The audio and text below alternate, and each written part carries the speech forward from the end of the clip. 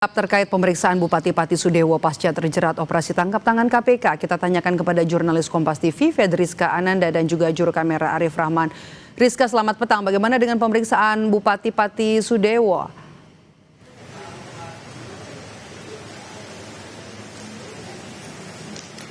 Ya, Maidop, hingga saat ini pemeriksaan masih berlangsung. Bupati Pati Sudewo ini tiba di gedung KPK tadi pagi pada pukul 10:35. Jadi memang hingga saat ini masih menjalani pemeriksaan. Sebetulnya pemeriksaan sudah dilakukan oleh penyidik KPK sejak kemarin ketika dilakukan operasi tangkap tangan di Kudus begitu ya. Sehingga memang untuk saat ini sifatnya lebih kemudian menggali informasi lebih lengkap terkait dengan operasi tangkap tangan kemarin, di mana kemarin Bupati Sudewo ini kemudian dilakukan operasi tangkap tangan oleh KPK terkait dugaannya kasus jual beli jabatan di Kabupaten Pati begitu, di mana terkait dengan hal ini KPK juga sudah mengamankan sejumlah uang, di mana informasinya ini miliaran. Namun berapa informasi lebih tepatnya kami juga masih menunggu keterangan resmi dari KPK hingga saat ini, karena informasi yang kami dapatkan untuk sesaat lagi KPK juga akan segera merilis terkait dengan detail konstruksi lengkap terkait dengan kasus ini.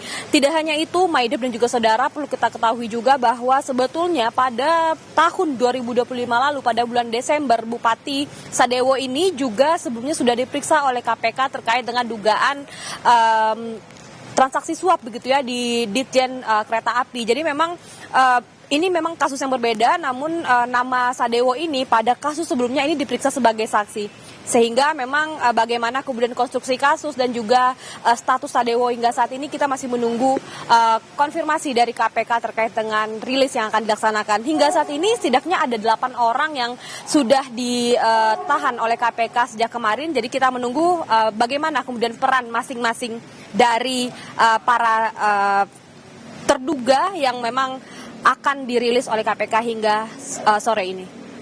Ya, Bupati Pati Sudewo masih diperiksa di gedung KPK Jakarta hingga petang ini. Terima kasih laporan Anda jurnalis Kompas TV Fedriska Ananda dan juga juru kamera Arif Rahman langsung dari gedung Merah Putih KPK Jakarta.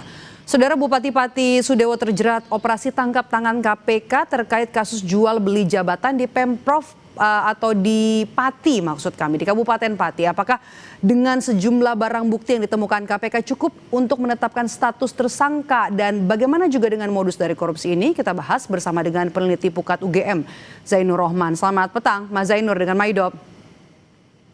Selamat petang, Mbak Maidop. Oke. Yang kita lihat kan adalah faktanya Bupati Pati Sudewo terjerat OTT KPK dan juga penyidik menyita uang miliaran rupiah. Apakah ini kemudian cukup untuk bisa menetapkan orang-orang yang ditangkap ini menjadi tersangka pasca OTT?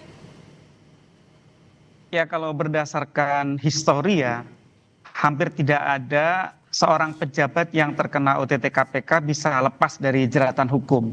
Bagi mereka yang berhasil lepas biasanya karena tidak terjaring OTT secara langsung. Tapi kalau ini di dalam kasus Pati ini, bupatinya adalah pihak yang terkena OTT secara langsung. Selain itu KPK juga sudah mengantongi alat-alat bukti termasuk dalam bentuk barang bukti. Ya, salah satu alat bukti adalah barang bukti yang berupa uang tunai dalam jumlah miliaran rupiah. Jadi dengan apa yang sudah dilakukan oleh KPK ini, saya menduga bahwa dalam waktu yang sangat dekat KPK akan segera mengumumkan status dari Bupati Pati ini, Mbak Maidop. Oke. Jadi kalau dari bukti-bukti yang kemudian dibawa oleh penyidik KPK, kemudian juga ada uang miliaran, cukup ya. Oke, kita bahas soal praktik. Praktik korupsi jual beli jabatan ini bukan sekali terjadi. Apakah modusnya selalu sama? Mirip-mirip, Mbak Maidop. Jadi ini di berbagai kabupaten kota itu sudah berkali-kali terjadi kasus korupsi jual beli jabatan ya. Kalau kita ingat ada kasus di Klaten dulu, di mana Bupati Klaten waktu itu jual beli jabatan untuk kepala sekolah baik itu SD maupun SMP ya. Kemudian ada di Kabupaten Pemalang, ada di Kabupaten Kudus, ada di Kabupaten Cirebon, Nganjuk. Juga ada satu dulu kalau kita ingat kasus Kemenak ya, yang ada di wilayah Jawa Timur. Jadi modusnya itu adalah mirip-mirip itu Mbak Maidop. Ketika seorang pejabat yang memiliki kewenangan untuk menentukan satu jabatan, kemudian dia meminta setoran tertentu kepada orang-orang yang berminat untuk menduduki jabatan tersebut. Nah, untuk Pati ini agak sedikit khusus Mbak Maidov. Kenapa? Karena ini kan pengisian jabatan di tingkat desa ya. Kalau kita lihat di dalam peraturan perundang-undangan, sebenarnya bupati tidak punya kewenangan secara langsung Mbak Maidov untuk pengisian perangkat desa.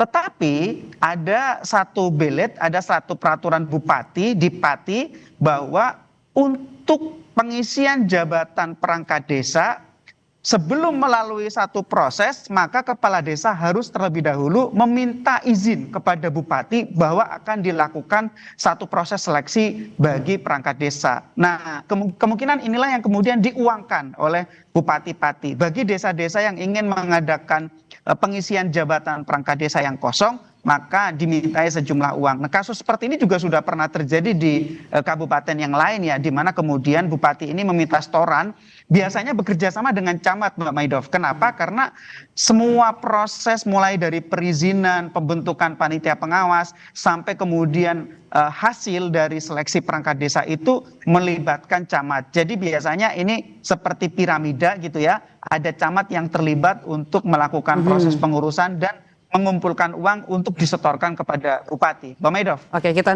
menunggu menanti juga rilis dari Komisi Pemberantasan Korupsi pasca OTT yang dilakukan kemarin. Terima kasih sudah bergabung bersama kami, Zainur Rohman, peneliti Pukat UGM. Sehat selalu, Mas Zainur.